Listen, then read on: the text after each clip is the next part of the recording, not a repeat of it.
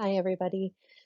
Today we're going to be looking at ancient theater into Greek theater. There's a lot to cover, so we're just going to dive right in. Um, so, in regards to theater history, we are going to be talking all the way back to the beginning of Western theater. Now, there is obviously a difference between Western theater and non-Western theater or Eastern theater. We will try to cover the roots of Western theater now, and then later in the semester we'll hit some of the other traditions that appear across the globe. Um, so we are looking all the way back as far as ancient Egypt, in the very beginning of recorded civilization. When we look at the bare essentials of theater or theatrical events, we have to have two elements, ritual and storytelling. Um, just like in the beginning of the semester, we talked about a performance needs to have a performer and an audience. Um, the foundations of theater include ritual and storytelling. So, as far as ritual is concerned, I don't want you to think about don't get locked into any preconceived notions about ritual.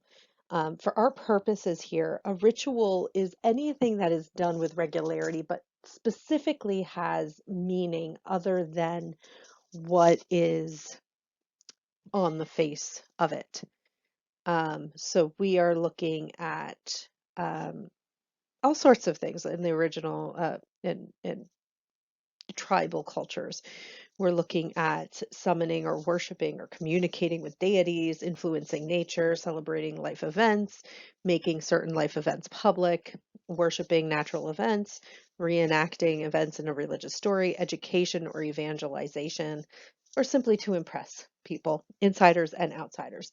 So, um, traditionally, these are all of the purposes of ritual, but we do have ritual in our daily lives. Um, we have rituals like weddings, funerals, birthday parties, graduations. All of these have greater purposes than just the face value.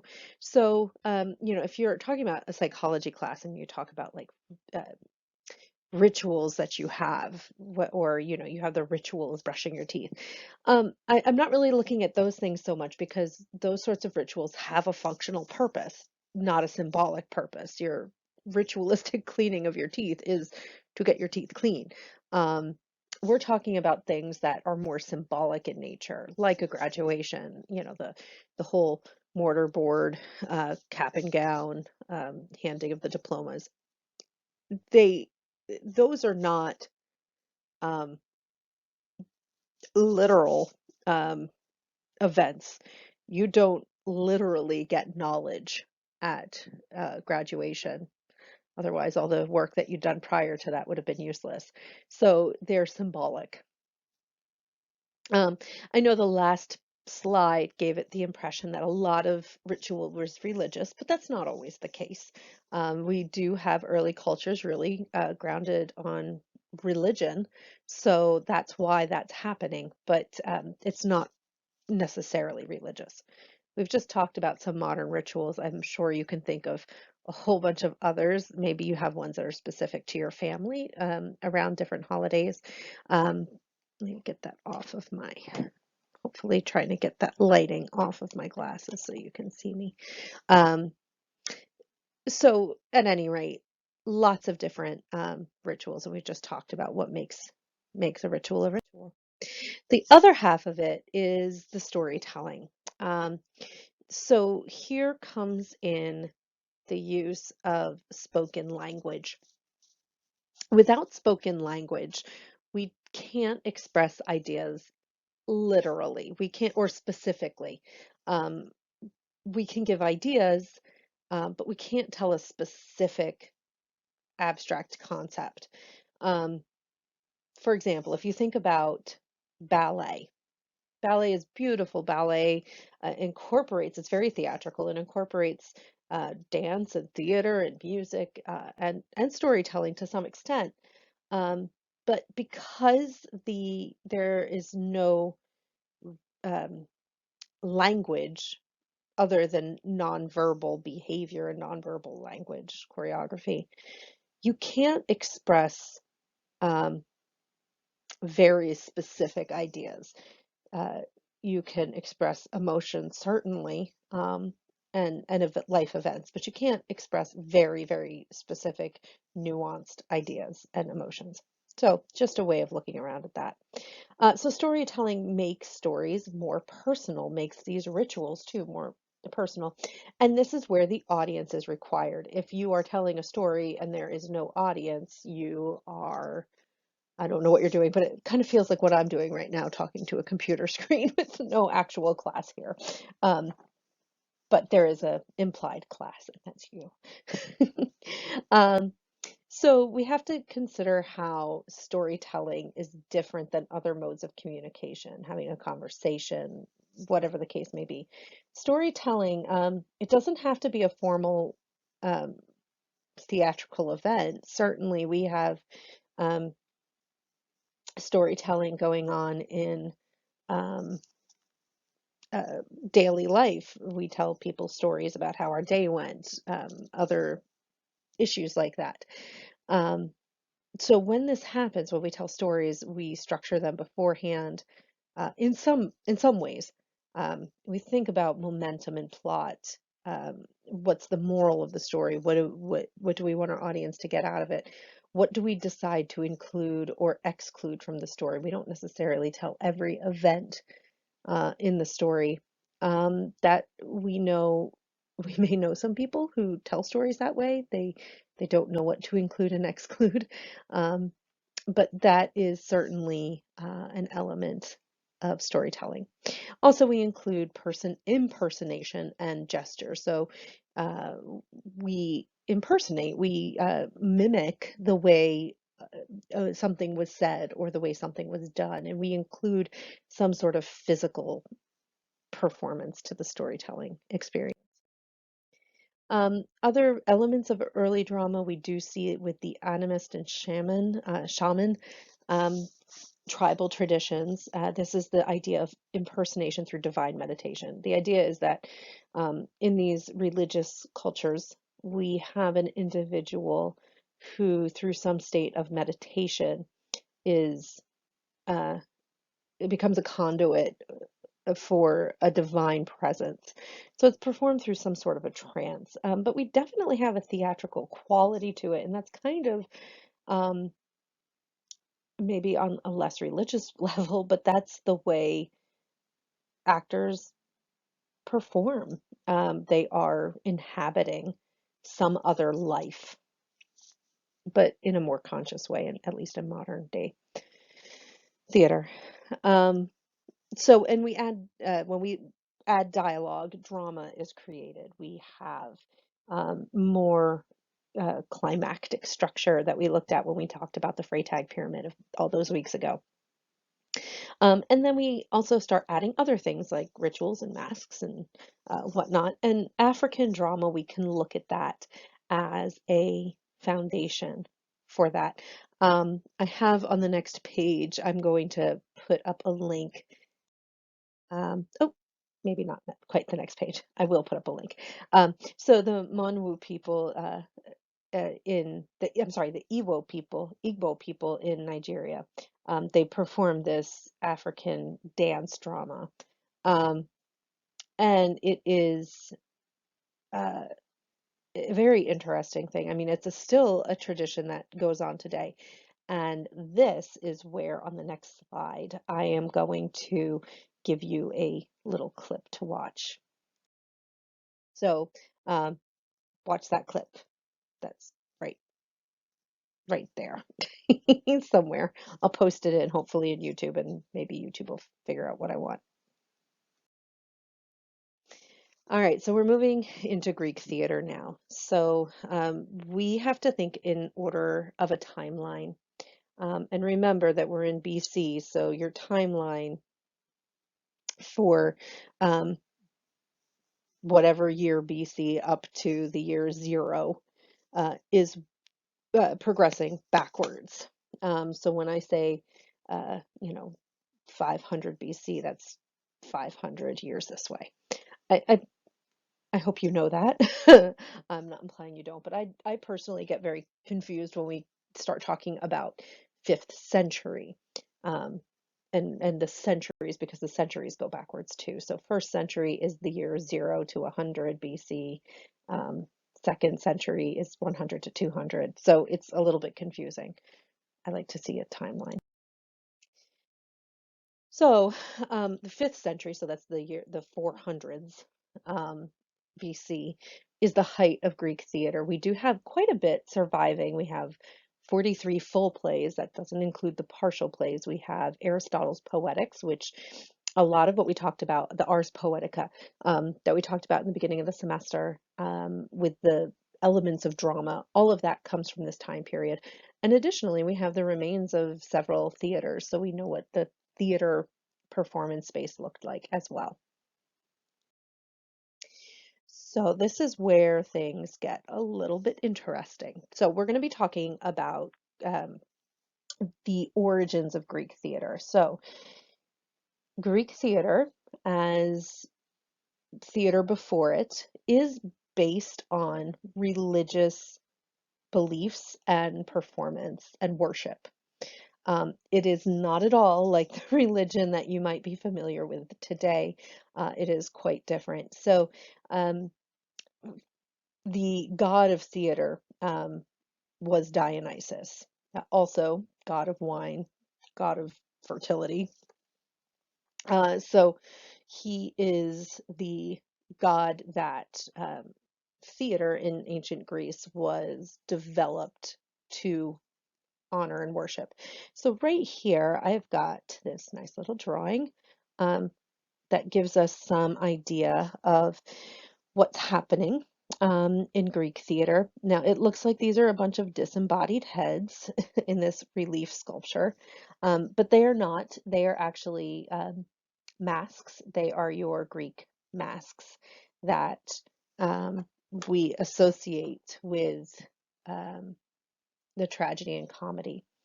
So that gives us, some support for what's happening here.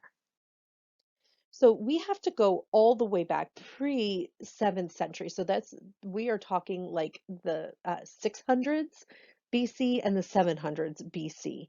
So we have to go pretty far back in Greek theater to find the origins to it. This is a point where we're going to be talking about some interesting things. So if you've got some interested youngsters, children, siblings around, you might want to set them aside, go give them a snack and send them to watch something else because we're going to talk about some pretty weird stuff. All right, so again, these Greek origins, so we're talking like 600s, 700s BC. Um, the original theater was coming out of um, this dithyramb, which was a dance drama that was created to honor the god Dionysus. It was at an annual festival. These things were performed. There were 4 tribal festivals at which these dithyrambs were performed. 3 of them, we have the Old Dionysia, the Agrionia, and the Rustic Festival. Those are 3 of those main 4 festivals. I would like you to take note of the term being used here. The origin of the word festival is orgia. Um, so that may be a little preview of where things are going. Um, now, um, this performing space, these original dithyrambs were performed in a threshing circle. Now, a threshing circle is a round area, just a space where wheat was threshed to separate. And I'm not an agriculture person, but it's to separate the part of the wheat that we eat from the hull. So that threshing happened in these big circles. Now, for as a performance, this, oops, Didn't mean to cross it out. um, they would erect, and I'm using this terminology because I'm quoting it because it was stated, I believe, in Robert Cohen's textbook. A 16-foot phallus was erected in the center of this threshing circle. Now, if you don't know what a phallus is, go ahead, open up dictionary.com and look it up. I'll wait. I'm serious, go look it up. All right, so hopefully you know now what a phallus is. Um, and this is the theme of these original theater performances. So let me kind of take care of that right there. um, Not only were the performances in these dance dramas performed around a large 16-foot phallus, the performers were also priests of the god Dionysus, and they wore goat skins, and on these goat skins were attached phalluses, um, and they wore masks. Now, you might be wondering about this image over here. There's actually a lot of documentation. My son and I, before everything got shut down, went into New York City and we were walking around the Metropolitan Museum of Art, and we, saw some interesting pottery with interesting tales to be told.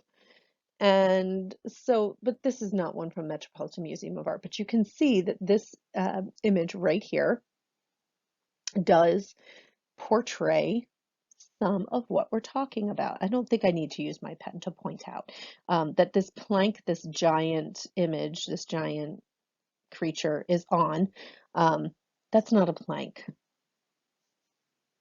Okay. And if you take a look at these little gods down here that are carrying this large, not plank, you'll see that they are also wearing costumes. So all of this goes into what the god Dionysus, the festival honoring Dionysus was. Remember, Dionysus is also the god of wine, god of fertility, and all of those other sexual exploits. So, this kind of makes sense. um, and then, so these dithyrambs continued on. They were a religious event. And by the end of the 7th century, so this is going the 600s into the 500s, then we start seeing written down versions of them. This is not what we call, our classical theater yet, but it's definitely the foundations. So once we get into the 500s BC, we start seeing more codified theaters, performances and plays being done.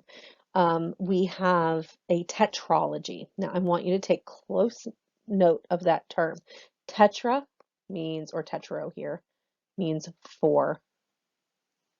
A lot of people think maybe it's 3, but if you just think of the game Tetris, Tetris has all blocks made out of 4 squares. So that's Tetris, tetralogy. So a tetralogy in Greek theater would be made up of 4 plays total. Now, I'm not trying to be tricky, but I want you to take note of this. Within that tetralogy, you had a trilogy, which is 3, a trilogy of related tragedies. The storylines would be related. And then also the 4th play was a satyr play, which was a travesty or a mockery of the previous plays. Now, a satyr, I can't go back a screen, but you can back up if you want to on the YouTube channel. A satyr was shown in that little pottery image I had. A satyr was the kind of the servant, the token servant of Dionysus. It was a man with the lower half of a goat.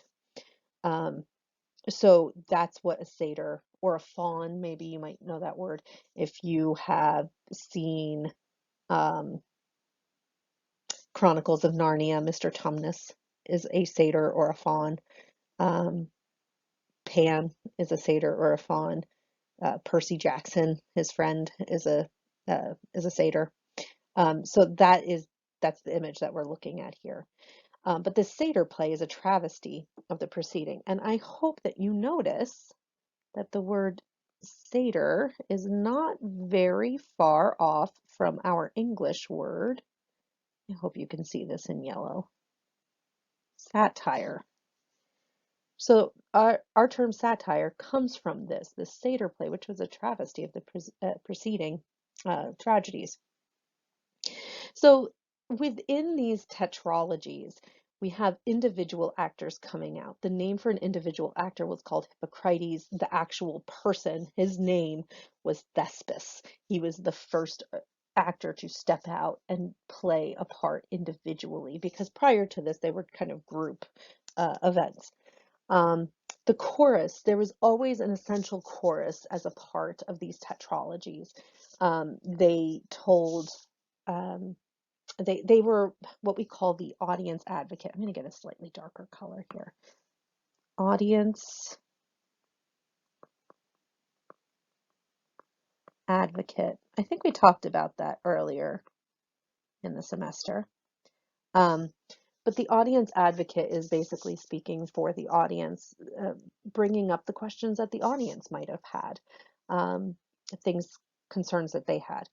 The chorus portions of the play were very structured. There were rules regarding the poetry that was used. These portions were sung, they were danced, they moved. The chorus moved in unison, and they recited in unison these portions. I've got some really good examples for you that I will show you. All right, so we really need to think of three um, main playwrights of this golden age of Greek drama. So we have Aeschylus, um, Sophocles, and Euripides. Euripides is on the next page. But Sophocles is the one, if you had to read Oedipus Rex in high school, which many of you did, he's the writer of that Oedipus that you read. There were other versions of the same play too. But Aeschylus, Sophocles, and Euripides. And they each had their own talents and strengths that they included. But as you can see, we're marching through, this is the 5th century BC or the 400s, and we're um, marching through Greek civilization with this theater tradition. Comedy is a different beast altogether. If you remember me saying earlier in the semester that the Greeks viewed tragedy and comedy as two separate art forms, kind of like music versus, or maybe I should take that differently, a sculpture versus painting, two completely separate art forms. Um, so this is coming out of that original satyr form, but we're taking the religion out of it.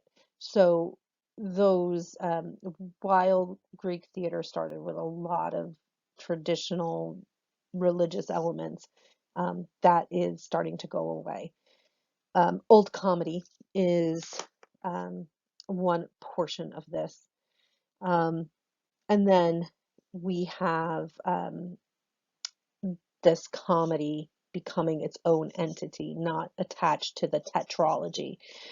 Aristophanes is the only name that you really need to remember as far as writers of comedy. Aristophanes wrote a number of comedies, especially of the old comedy unit.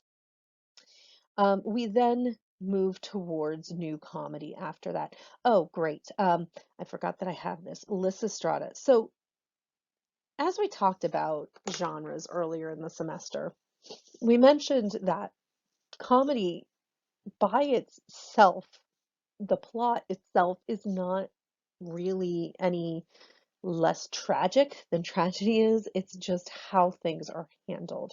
Um, the problems are exaggerated, way out of proportion. The way people handle the problems are sometimes ridiculous. But the problems that people face in comedies are just as serious as the tragic ones, often. So I'm going to put a link for you. I mean, here's one link, but I'm going to figure out, hopefully, some way to embed with YouTube this link so you can click into um, see this Lysistrata. Um, and I think it'll be pretty clear what it's about. Again, if the kids have wandered back into the room, I would suggest you send them back out before you click on this Lysistrata.